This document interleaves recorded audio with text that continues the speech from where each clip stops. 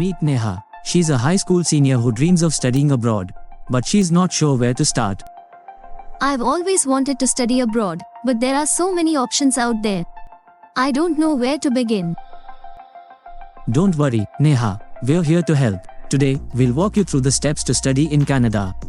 Canada is known for its high-quality education system and multicultural society. With over 150,000 international students currently studying in Canada, it's a popular destination for students from all over the world. The first step to studying in Canada is to research universities and programs that interest you.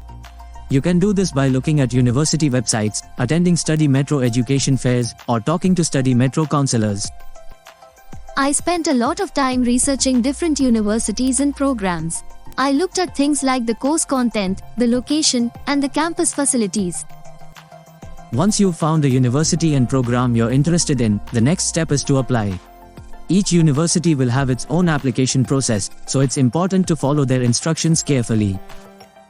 The application process was a bit daunting at first, but I just took it one step at a time and made sure to read the instructions carefully. After you've applied, you'll need to wait for the university to make a decision. This can take a few weeks to a few months, depending on the program and the university. Waiting for a decision was definitely the hardest part. But when I got the acceptance email, it was all worth it. Once you've been accepted, you'll need to apply for a study permit. This is a document that allows you to study in Canada for a certain period of time.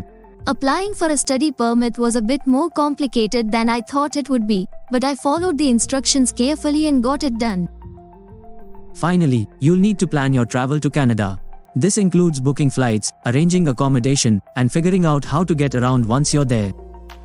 Planning my travel was really exciting. I couldn't wait to get to Canada and start my new adventure.